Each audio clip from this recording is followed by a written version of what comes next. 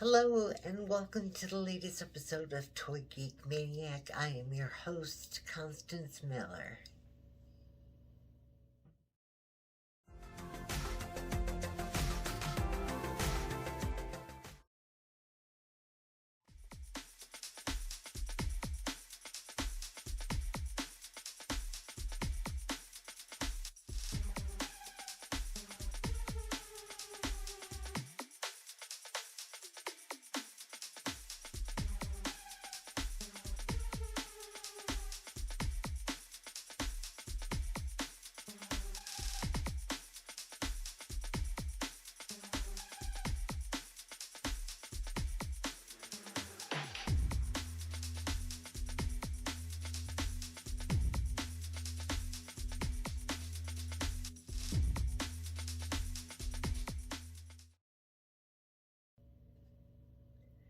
In this episode, we're going to take a dive into the world of Dungeons and Dragons, a very controversial subject for the time of the early 1980s, and a cartoon series that's beloved by myself, and I'm sure by many others, and now represented in this toy line by Hasbro, which has also kind of met with some controversy itself. So let's see what it's all about. Now, Dungeons and Dragons is a RPG game, a role-playing game, with several-sided dice, and I'm not very well versed on how these games operate because I've just never really played them. However, I know that they're severely popular, and at the time, there was a lot of controversy because there was a lot of so-called demonic natures to the game, or so it was represented in mainstream media.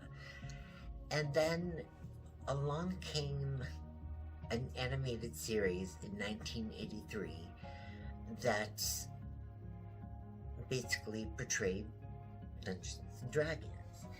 And this is where we get the first of our action figures. And this show was captivating because it transported several late,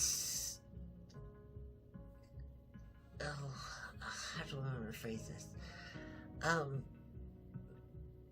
Let's just say teenagers into a realm of magical possibilities. And some of them were younger, some of them were older, but each of them were gifted a unique ability to wield.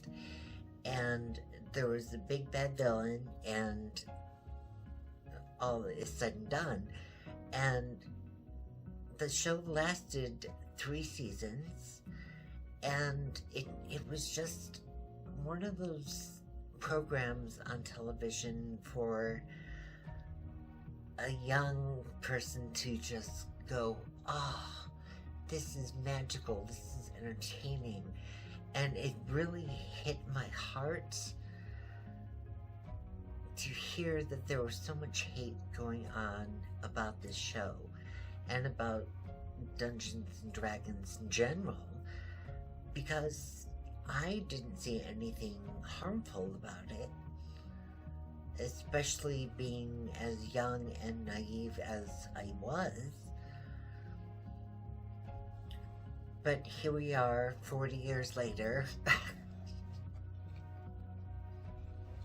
Well, I'll say almost 40 years later. Close to at least. And we're getting action figures from this animated series. And this is Hank. He's also known as the Ranger. And there's a bit of controversy about this line of toys from Hasbro. Apparently, they are easily breakable. This is my first in the line, So I'm not sure how accurate that really is, but I'm going to open him up. We're going to take a look, go over the articulation, and see if in fact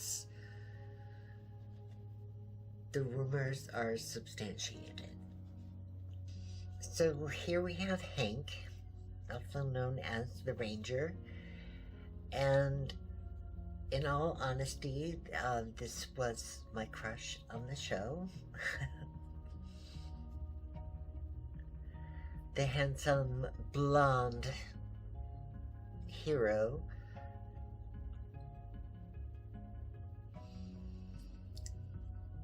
So we're gonna go ahead. The look is very, very animated for sure, and very much appreciated on that level. There's a look down on the head. Not so much look up because of his hair, almost sort of moldy, but you get a nice turn.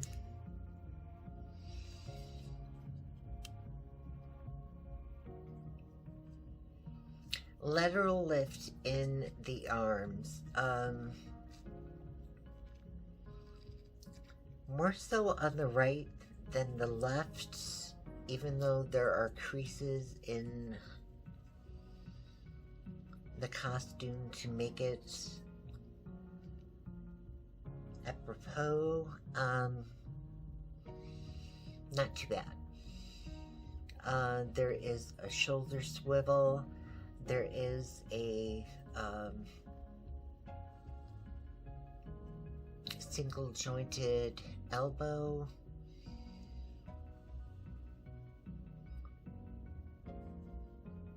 There is a wrist turn, not a wrist flex.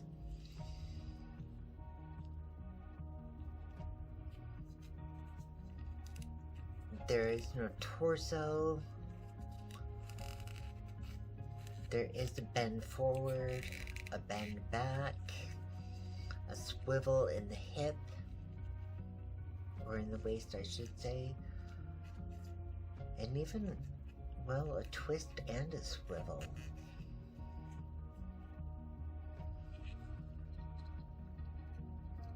Lateral lift in the leg is really nice, and the costume allows for it. There is no thigh turn.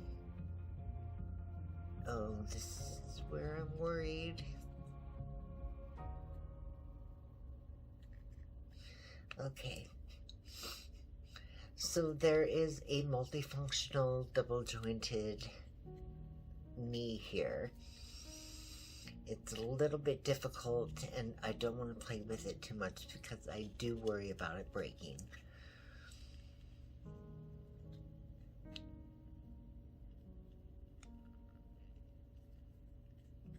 There is a boot turn.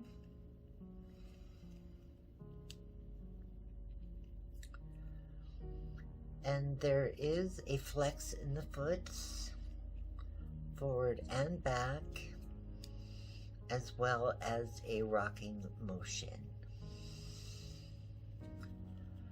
Whew. Okay, so I got through it without breaking Hank. So let's talk a little bit about accessories. He comes with his bow,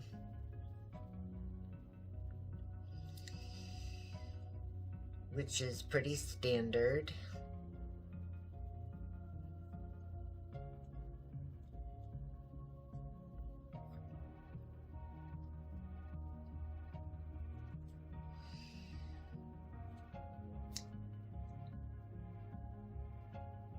And that is pretty cool. And then we get the illuminated version of it.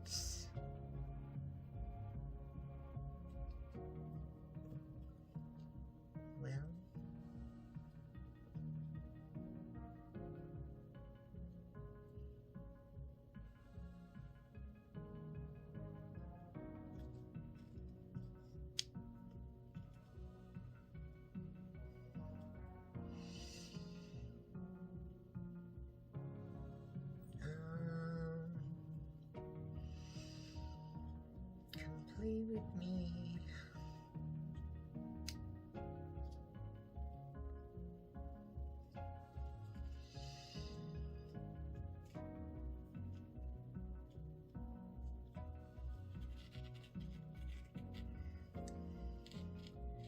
And I'll have to kind of look at how it's displayed on the box, because it doesn't seem like it's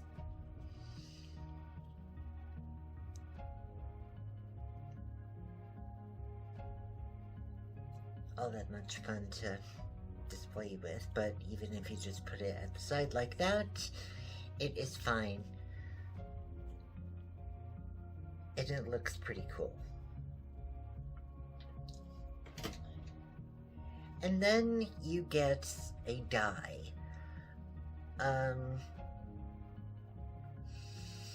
This would be cool to me if at all there was a way to play Dungeons and Dragons and know how to play it. I think this is just for nostalgia purposes, probably, but it would still be kind of cool if there was a way in which you could use the dice to play the game and have these characters in the game. One thing that I do want to mention that I really didn't get into Dungeons and Dragons because these characters that were in the animated series weren't playable characters in the game, at least as far as what I knew. So that really took me out of the spectrum as far as like wanting to play the game itself.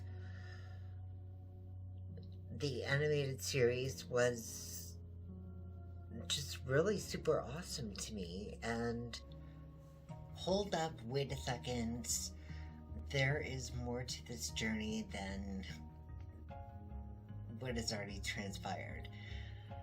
As of today, I received something in the mail via a birthday gift from a YouTube subscriber and dear friend. And this also falls in conjunction with the Dungeons and Dragons line. And it is Bobby in Uni.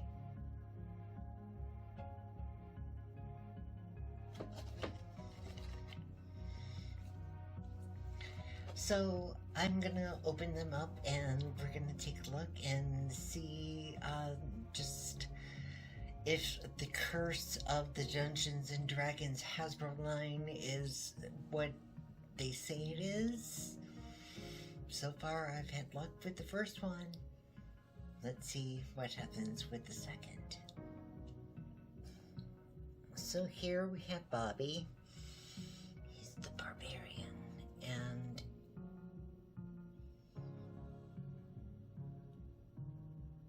he doesn't have much articulation in the head aside a left to right pivot. Good articulation as far as the lateral lift in the arms. The left arm goes down nicely. The right arm does not.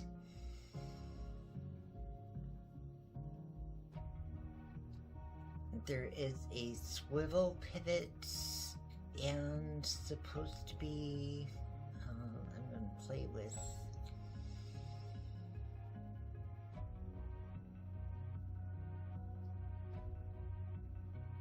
the single jointed elbow on the left arm. Very disappointed in the right arm. It's going to limit what I'm able to do. There is a turn in the wrist. There's a little bit of a crunch forward and a crunch back. A full turn in the waist. There's a lateral lift in the leg that is not too bad.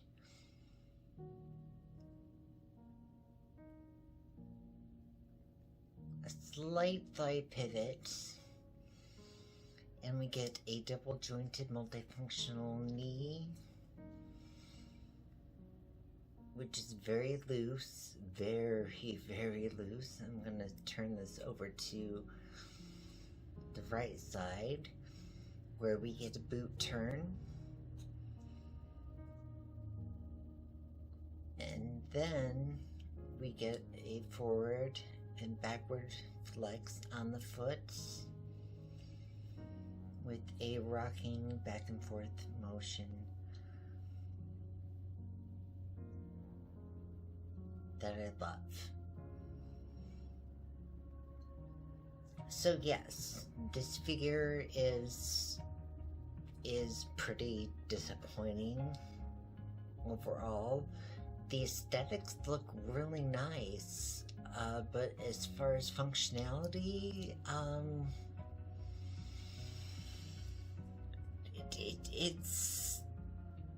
it's kind of troublesome that you can't get all the parts to move the way that they're supposed to, or you feel that they're going to break if you push them too far.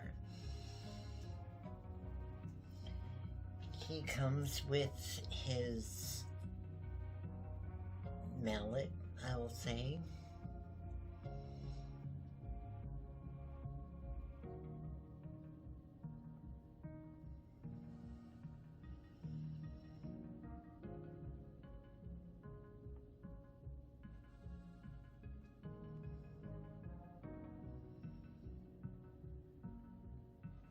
Maybe I'll try putting it in the left hand.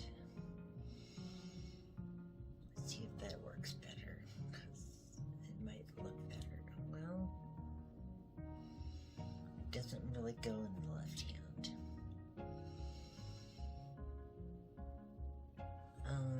Okay, let me play with this a little bit further.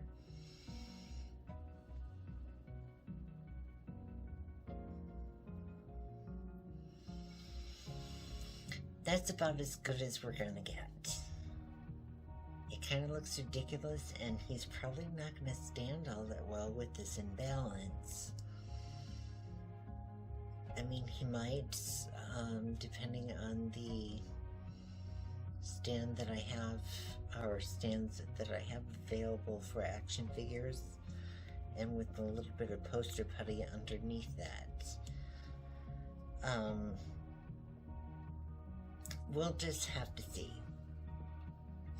I think the golden gem of this action figure is Uni.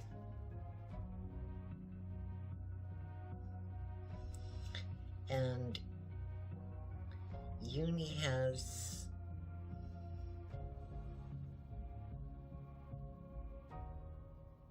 a nice articulated head. That is the only articulation involved, which is sad. It would have been nice to have some, at least, upper joints up here to maybe get a sitting pose or something, but, you know, there is a $25 price point for these figures, so, but Uni has always been a very, like, happy point of the animated series for Dungeons and Dragons for me, so just to be able to have this, I think, is good enough for me to kind of overlook some of the not so good aspects of what Bobby is, and I can make Bobby work. So here we go. With all that being said, thank you so much for watching. Don't forget to hit like and subscribe. Also, you can support this channel if you'd like by visiting us on Patreon. That link is on our main page, and we certainly would appreciate the support. There's bonus goodies for anybody who does. So, yes. And as always, love and light to you all.